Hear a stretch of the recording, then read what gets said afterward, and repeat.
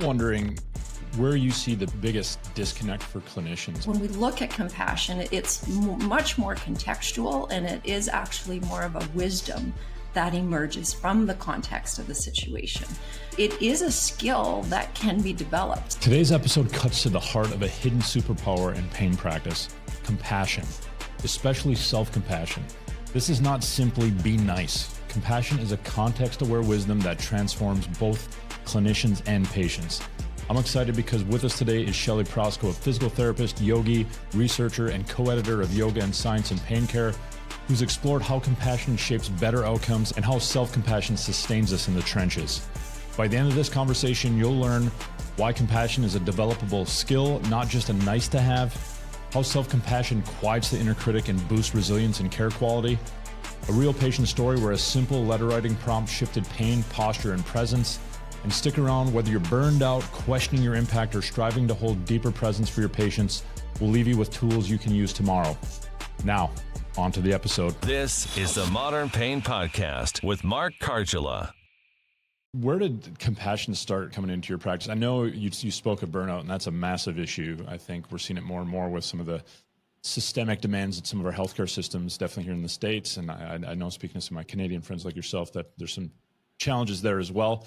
I'm wondering where you've come into that as your career's kind of spawned and developed. Obviously that question comes up a lot, and it changes every time I answer it. And I try to make it concise because there's no one or two or even three things. It's just this convoluted kind of path, and things converged, and here I am.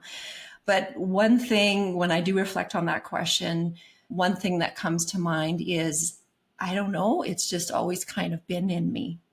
Like, well, since I was a little kid, we could make this like a therapy session maybe for myself. But ever since I was a kid, it's like human connection has always been important. And it would always be really disconcerting when, people around me might be arguing or I couldn't connect with someone. And this isn't a judgment call if that's a good quality or not. You can imagine that can have some problems, me always wanting to make peace and maybe even at my own expense and so forth. But so that's the first thing, is it's just innate somehow in me. I don't know why. But then kind of fast forward to more my professional life. I think it really, really started when I was doing these retreats for healthcare providers and these courses on burnout and on self-care. And a lot of that came from my yoga practice. So I started learning about yoga and practicing yoga in around 1990. And then my physical therapy degree was in 98. So the yoga came first, and it's that yoga in and of itself. The more you learn about it and practice it and the principles, it's compassionate in and of itself. So I think that was a big part of it.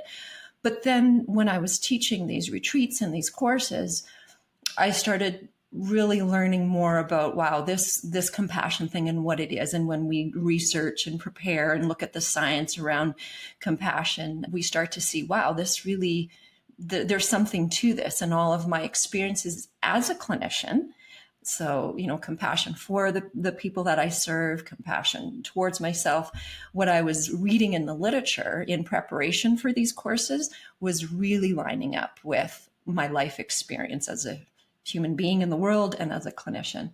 So I think that's when it really started to take off, was my preparation and just learning about it. And then I think then there's more, but the last one I'll land on here is when we decided to write our book. So I co-edited and co-authored that book, Yoga and Science in Pain Care, Treating the Person in Pain, with Neil Pearson and Marlisa Sullivan, two other PT yogis.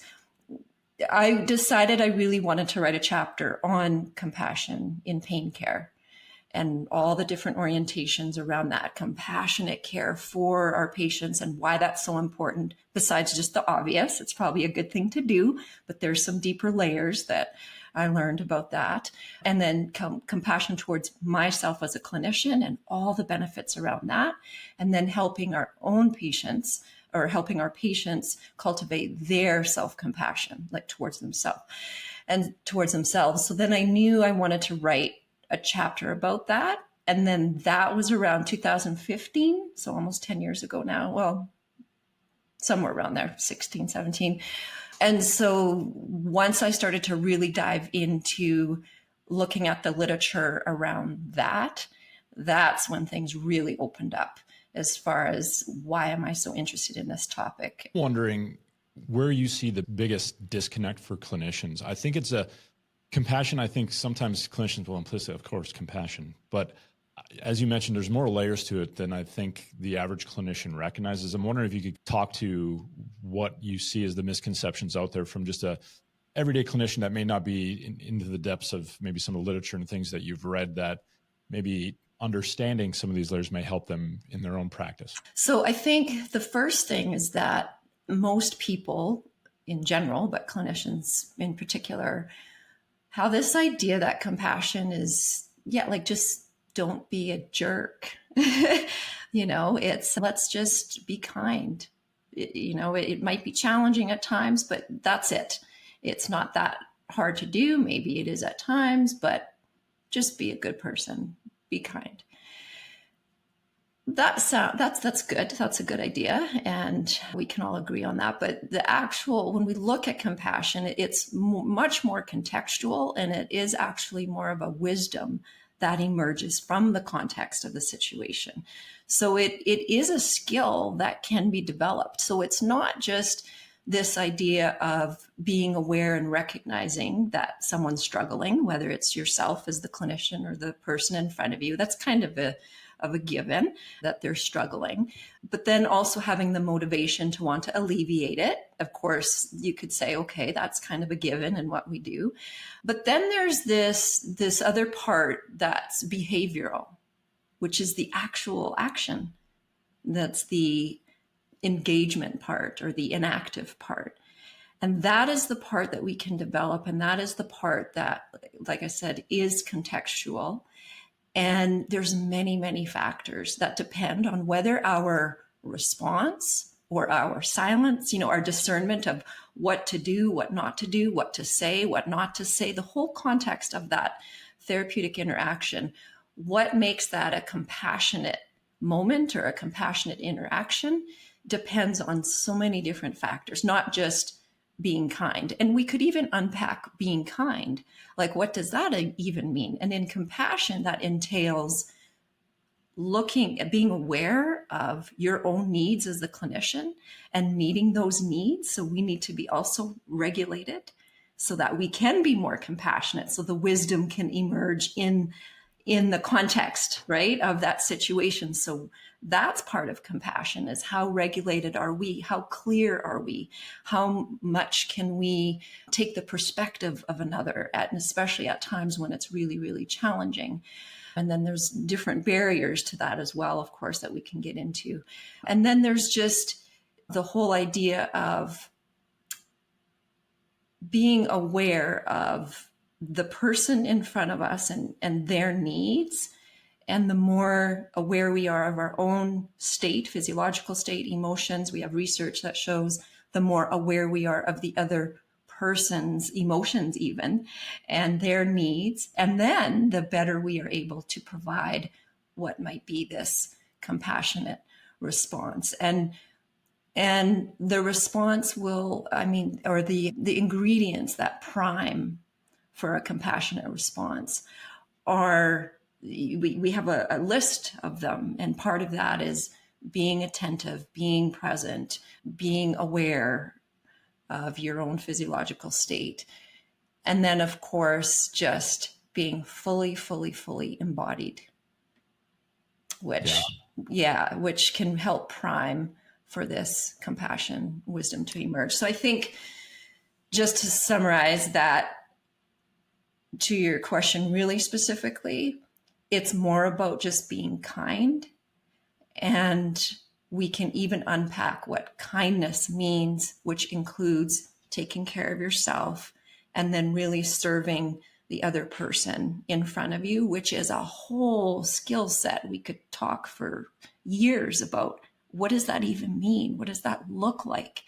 And is there a right or wrong? It can be maybe many different paths.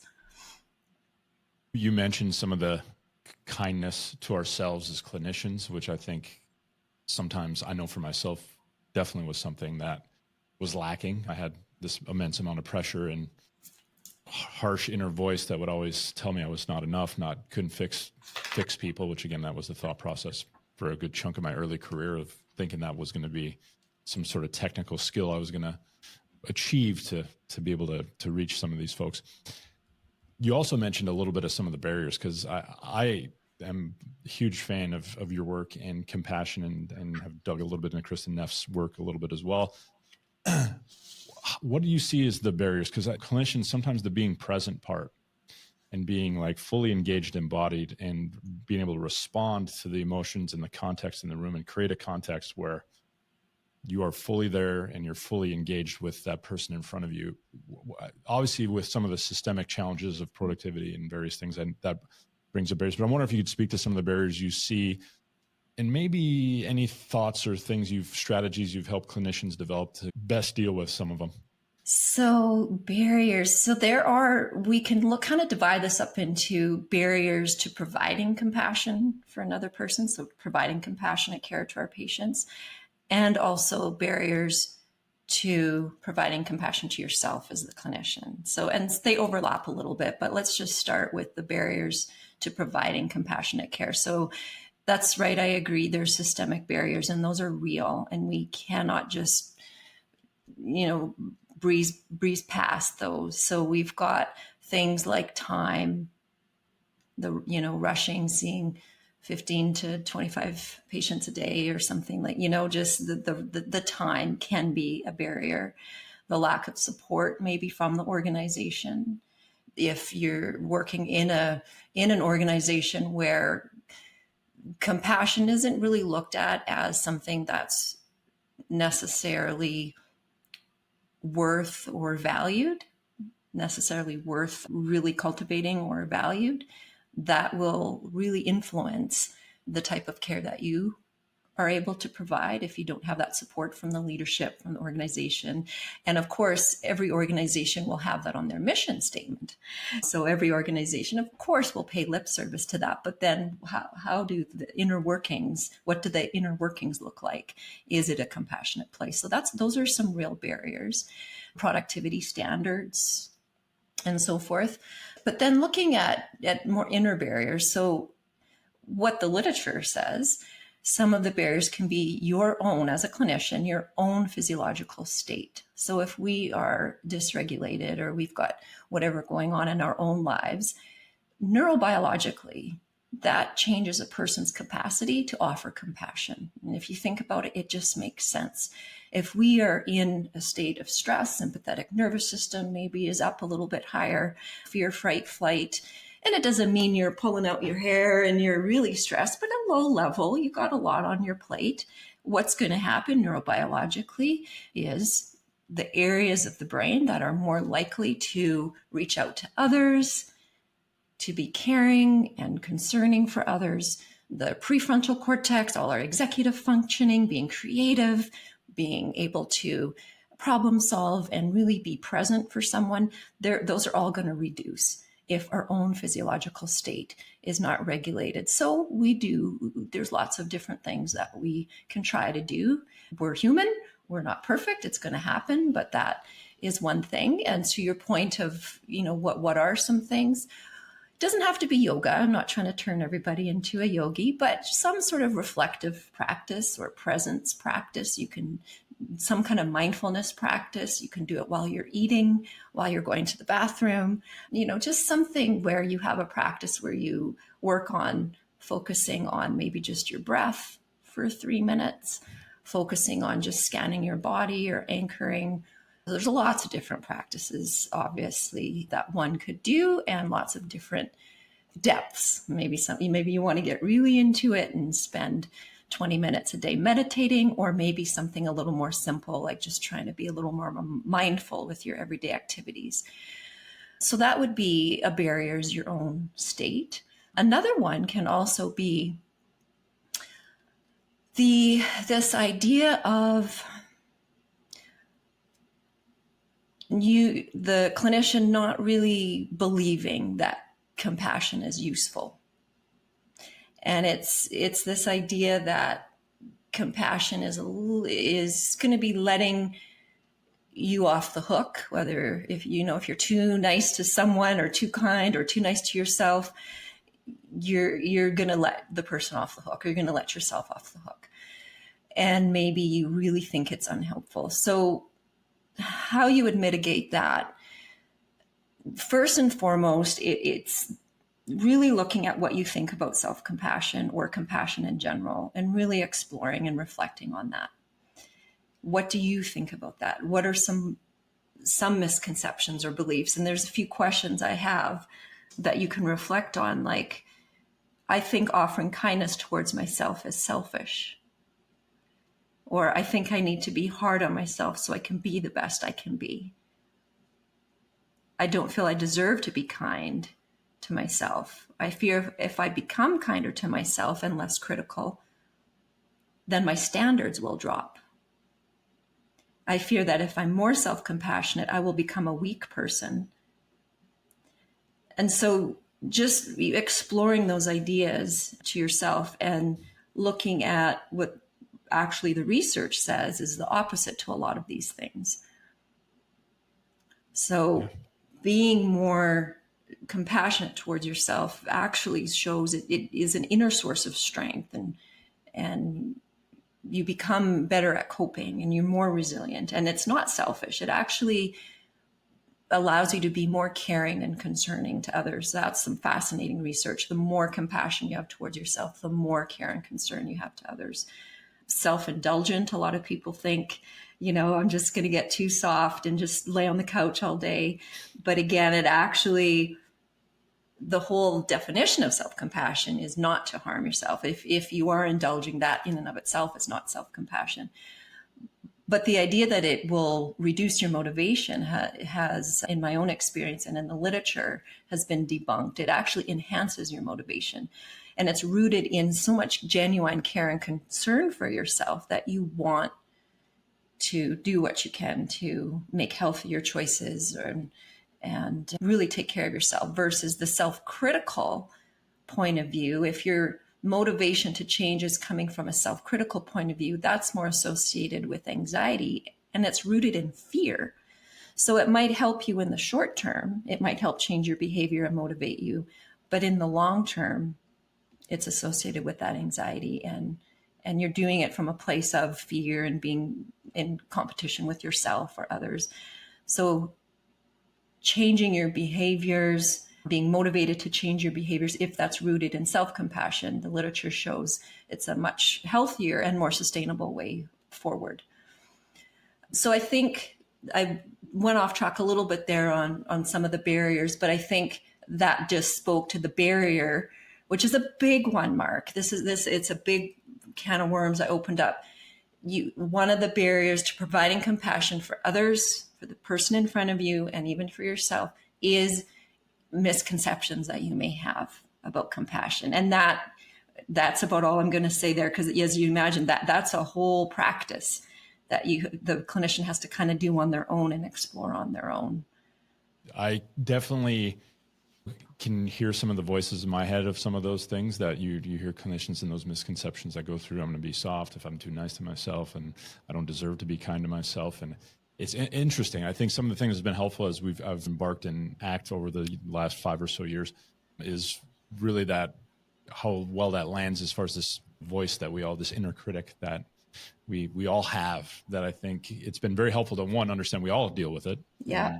Those voices aren't just unique to, it's just having some skills to be able to manage those difficult inner harsh criticisms and give yourself some compassion, which can be hard. I definitely was hard for myself. I'm not going to say I'm perfect at all days, giving myself some compassion, but I'm wondering for you, was there like a pivotal moment like in your career, be it with yourself, be it with a patient, where you really felt like it really made a massive shift either for that patient or for you career-wise? Personally, again, without making this a therapy session for myself and for everybody to witness, several years ago, going through something very difficult, the feeling of my foundation, who I thought I was, what I valued, just kind of pulled from underneath me. I don't know if I'm sure many people have felt something similar like that before. Yeah, it was a challenging time. I almost felt like I lost myself. Like, who am I? It was a really challenging time. We'll just say that. And the self-compassion practices and the idea of self-compassion, I really put that to the test. And without making this sound, linear, it worked, quote unquote. Like, it was so helpful. And I'm sure there's many things that helped me get through that, like support and other people and love from family, friends. But that inner work, it really, really was helpful. And the self-compassion piece of the Kristen Neff's work is being aware that you're really struggling, which sometimes we say that's a no-brainer, but sometimes we don't. We push it down so we can function in life, and we don't really know we're struggling. In this case, obviously, I knew I was. But that's the first piece, the mindfulness and being aware. And then the second is knowing you're not alone. It's the common humanity. And that was really useful. And that I was practicing. You do a little self-compassion meditation, which if we have time, I can take you through that in your audience. But the self-compassion or the common humanity piece is just reminding myself, I'm not alone. Like, even if your situation is very, very unique, which all of ours are, we're all individuals, we share around the world these similar feelings and emotions. And so I'm not alone in the mistake or what I said or didn't say, or, so that was helpful. And then the third part of the self-compassion piece is self-kindness. And that takes time. You can't just out of the blue say, oh, here's my go-to self-kindness act. It's something that you can cultivate over time, and it shifts, and in the moment you can figure out a little something that might work. And maybe it's just how you put your hands on your heart, or maybe it's just something you say to yourself, you got this, or I'm not alone, or whatever it is. But those little self-kindness acts or little techniques, they come with practice and exploration and being curious and being courageous to do this stuff, because it can feel kind of weird, but if you just go in and try it. So that would be the one personal experience. And then clinically, Mark, there has been so many transformative moments for my patients. I would say one that pops into mind. There's just so many, but this one really sticks with me. And it was a man who had been struggling with persistent pain, chronic pain for well over 20 years, multiple surgeries. And by this point, we had developed a strong therapeutic relationship. And one thing that came up was he was explaining to me something around the house that he wasn't able to do. And the way he explained it, so by me trying to be present and give him the space and just be there and listen to understand, not to respond or to fix, but really I was just present. Like if you're with a friend hanging out, you don't have your clinician hat on, you're just being there to listen. That's what I try to do with my patients. So with this man, I was there, I was just listening, giving him the space. And what I noticed was when he described this thing around the house that he couldn't do, there was just an air of disgust or contempt towards himself, and the way his tone of voice, and I can't even do, like, it was just heartbreaking. And I sensed it, and, could really sort of feel that, and obviously gave him the space to continue to share his story. And then I can't remember exactly what I said. As you know, when you're in the moment as a clinician, it's hard to reproduce exactly the scenario, but it was something to the effect of offering him an opportunity to be curious about the story he gave me, or he just shared with me. And so I said something like, do you think you're hard on yourself? Or not quite like that, but something had come out that I had said, do you think you can be hard on yourself at times? Or what do you think about that? And And he, sure enough, said, well, probably, and, went on about that. And anyways, to wrap this up, what was very natural and organic that followed in the conversation was me to offer this idea of self-compassion. He didn't know what that word meant. And so I just introduced it. And I said, well, I do this work, that I'm familiar with this self-compassion. I gave him a little snippet of how it's helped me. I didn't go on as long as I'm going on with you right now, but I asked him if he was interested maybe in learning more. And I said, it can be helpful. It's shown in the research. It can be helpful for people's pain and for your movement because he knew he had a lot of guarding and bracing. And had been working on that for quite some time, softening his breath and his body tension. And so I said, we have some research that shows self-compassion practices can actually help reduce some of the anxiety and maybe some of that fear and soften. We worked a lot on that word soften, and in a very positive way in many different aspects of your mind and what you believe about yourself. That might translate to your pain and to how you're moving and breathing, and you want to learn more kind of thing. And of course he was interested. So I shared with him those 3 components of self-compassion briefly, concisely. And I said, here's one practice that you can do. And it's called letter writing. So you write a love letter to yourself.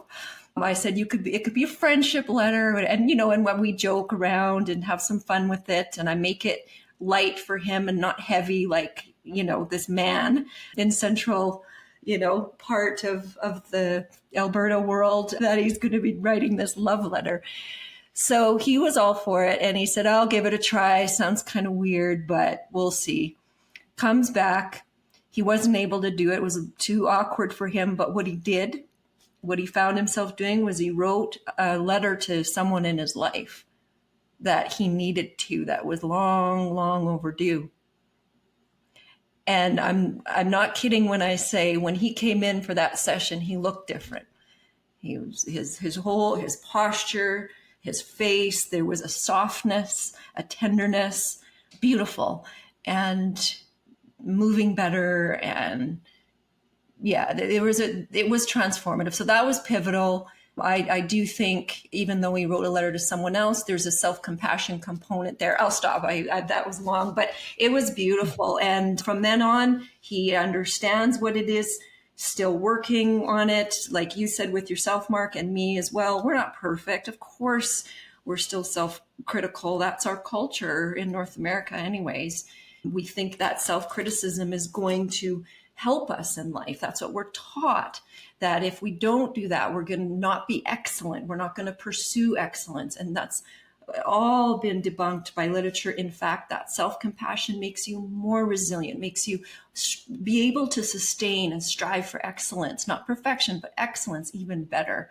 So with this particular person, that was transformational for him, for his pain, for the way he moves, for the courage to try something different. I'm wondering, because obviously you practice this and you do it with patients, and it's you amongst a few others have really, Bronnie and others have helped me think about this in my practice. And I had a patient recently who just very harsh, similar kind of takes on her situation. And it was always this kind of tone and thing. So we'll have you do a little self-compassion exercise first in a bit. I use the kind hand exercise that comes from some of the ACT literature, but I'm curious if there's others you've used. But I want to bring it back to a little bit, because self-compassion isn't something on the standard physio examination form, right? That we get taught in university. It's just, it should be, right?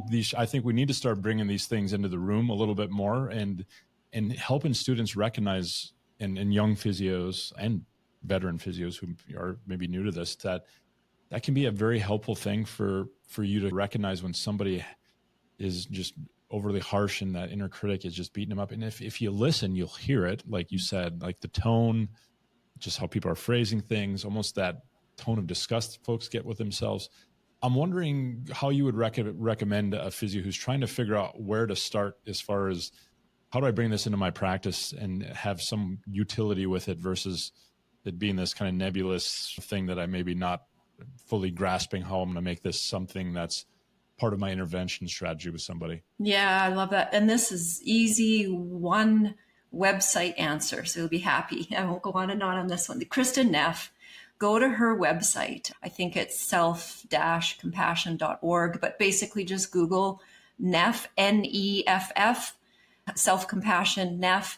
Her website comes up. There are so many resources, and just start there. Beautiful website. She's a researcher. She's basically the most prevalent researcher in self-compassion, and just start there. Yeah. No, articles, podcasts, there's some practices. Yeah. And I think just as you recognize that, we're giving it some space to be like discussed in the room a little bit, of like opening up some discussions of how are there any other things? I know you mentioned, like, it seems like if I'm hearing it, sounds like you're quite hard on yourself. Is there any other like discussion cues or anything you found that can open the door to somebody as a patient to maybe discuss that, or having pause and just saying, do you hear how you're talking about yourself right now? Yeah, so many. As you know, these kinds of questions, there's, just put me in the context and watch. And then it's so hard to translate this stuff. But I do have a couple things. So the one tip I want to offer clinicians right now is we have the literature that shows this too. I always like when the research backs things up. And this was in the book chapter that I wrote on compassion and pain care. So we have some research that shows the more care and concern and true compassion, genuine, so not caring for your patient, but caring about them. So there's that deep work of, really finding what that means and cultivating genuine care and concern for the person. What we have some research that shows the more we can do that, and the more we really see the person. So see them, which you've talked lots about this before on your podcast. So see the person, believe them, validate them, really have them feel like they're a worthy human being. You can't fake this. There's no script. You've cultivated in yourself. This is that compassionate care. So the more compassion, wisdom, or the more real compassionate care about the person that we have, the more likely they are to take steps towards caring for themselves.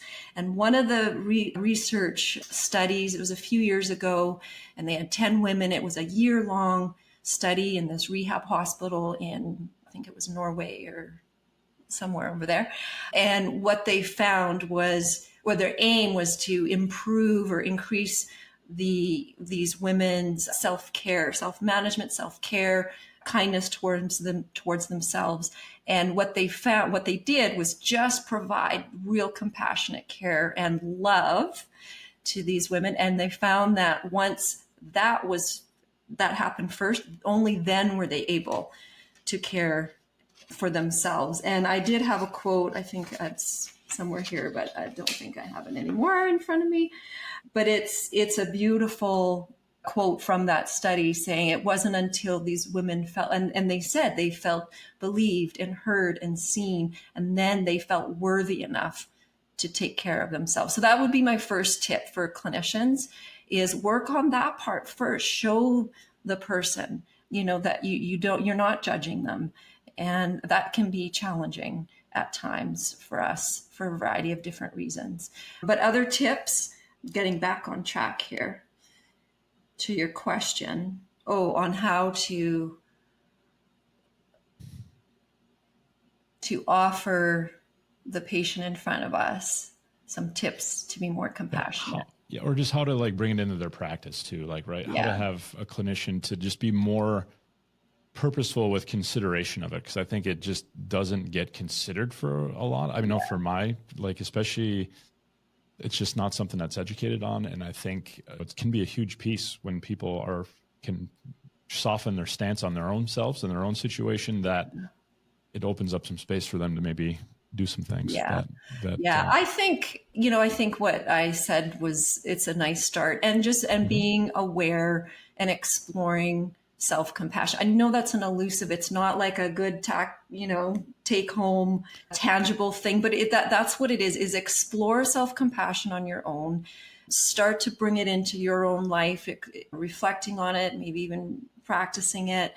And then from there, it will infiltrate. Like, I wouldn't even say you bring it in necessarily to the therapeutic interaction, or it's just it's just the foundation. It's just there. And so I would say that, and just knowing, just listening to this episode and just knowing that this is a thing, I think is just the very first step. And it will be there. If you practice it, it will be there with you already. And I'll repeat, to treat the person in front of you. Here's a radical idea: to love them. Humberto Maturana, Chilean biologist, definition of love is the act of allowing another to be a legitimate other. And I think if we can practice that in our clinical setting, especially when there are barriers, especially when it's challenging, when you're maybe not connecting with someone, when your values are different than theirs, we have to practice that. What does that compassionate response look like? And when we cannot empathize with someone, we can't. We can cognitively maybe try to see their perspective, but to really feel and experience what they're going through, sometimes we just can't.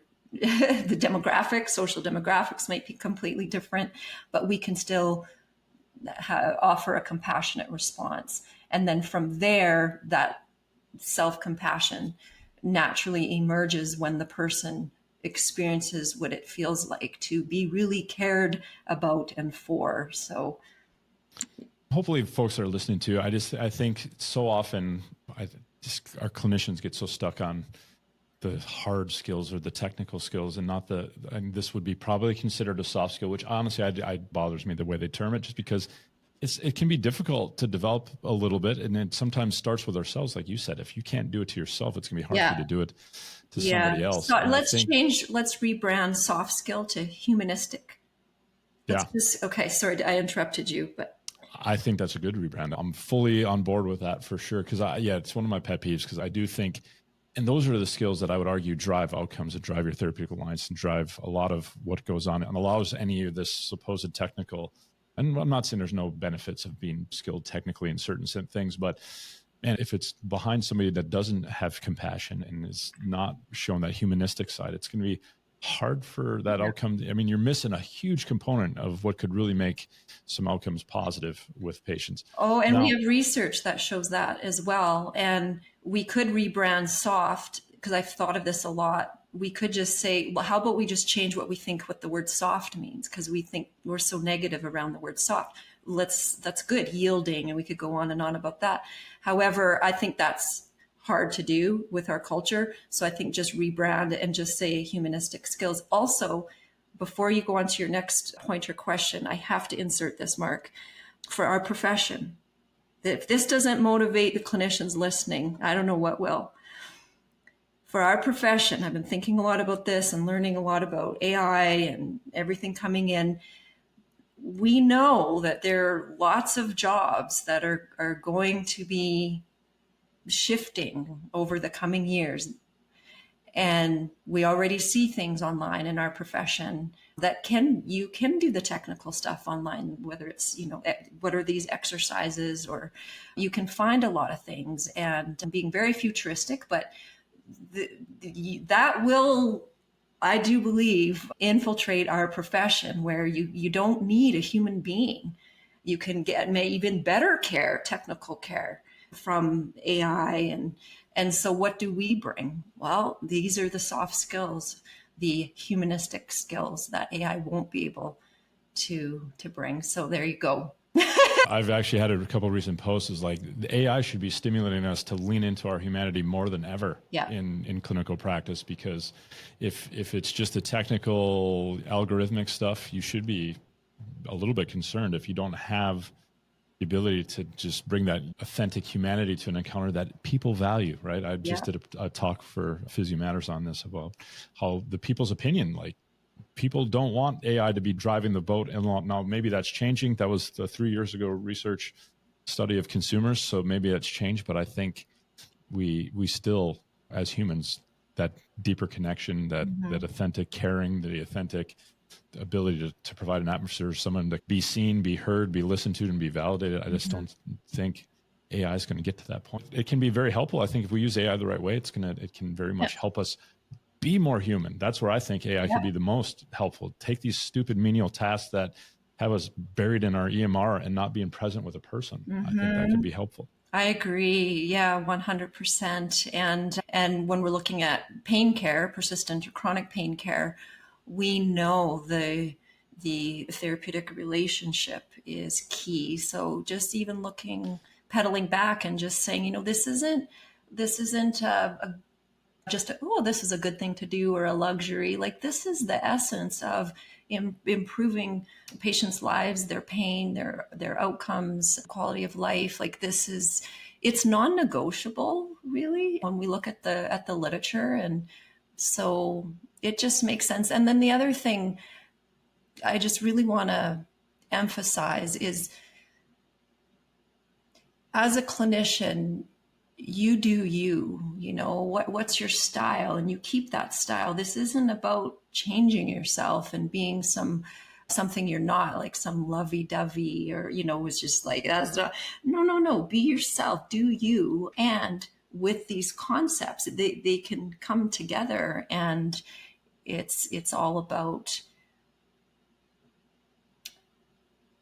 well, what we're here talking about, capital C, compassion, which means being aware of your patient's needs, your own needs, and then having the courage and the competency, the skills to be able to meet those needs of your patient and yourself in that interaction. And there you go. That's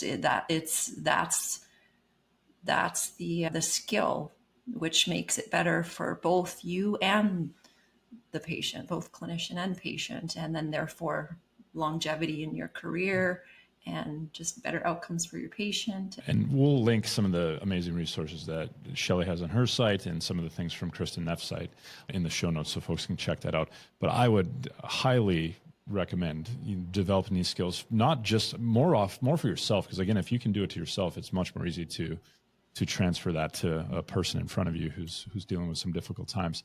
I wrote a note on that question you asked me of tips for the clinicians to bring self-compassion more into their clinical interaction. I did have one thing just to add is I would suggest allowing your patient to be curious. So what you can do is start by just asking them. So instead of telling them, I think this, or, hey, try this, ask them. And like the story that I shared, that's what I had done. As I said, what do you think? Do you think you're hard on yourself? And then give the person the space to say what they think about that. And then that's why I find sometimes these questions are hard, because I always ask the patient the question, and then they have the space. And then from that, it inspires me what I'm going to say next. Yeah. And so that's what I would say is start by being curious and giving your patient the floor to be curious, as well as what do they think about self-compassion. That's a great point. I think it's that whole kind of improvisational guided discovery process that we have with patients, that as clinicians, we want to just give me the tips, Shelley. I want the script I can read and just go through. And as you learn these skills, it is much more of a in the moment, improvisational, read the person in front of you, what might stimulate their curiosity, step back and take some perspective on how they're treating or talking to themselves, and maybe see if they can explore it. But again, not giving them the answers, hopefully helping them guide themselves to their own answers. You can hear how, like in exposure-based work and different things like this, that would be hugely beneficial for somebody. So another variable to bring into the equation of when you're trying to help people that have difficult movements that they're fearful or have really struggled with, that you help them tap into a little bit of that self-compassion and help guide them there with some of the great strategies that Shelley has shared today. Shelley, I could talk to you probably for another 3-4 hours about this, and hopefully we'll get another opportunity in the not too distant future to chat. It's been great talking to you in person, and I wanted to thank you so much for your time and all the amazing work you're doing. Could you give us a little idea where, if folks are looking to get into your work and see what you're doing and learn from you, where they can find you?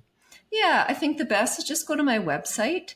So it's physioyoga.ca. So physio like PHYSIOYOGA.ca. And everything's on there. I've got a lot of free resources. You go to the offering section, webinars on this topic and practices and videos. And I have some paid classes too. The Self-Compassion and Pain Care series is a really lovely series. And I can give you, your listeners, a discount code. Don't want money to be a barrier. So I can give lots of discounts and free if someone needs it, but they are for sale to help me keep doing things like this. And we appreciate all the work you're doing. And definitely, we will link all that in the show notes for you that are listening. For those of you who are listening, we'd love if you could subscribe, or anybody you know who's trying to figure out where self-compassion fits in their practice, or maybe some patients who are struggling to understand maybe the kindness they need to show to themselves. Share this episode. We'd love if you could share it along. But we'll leave it there this week. We will talk to you all next week.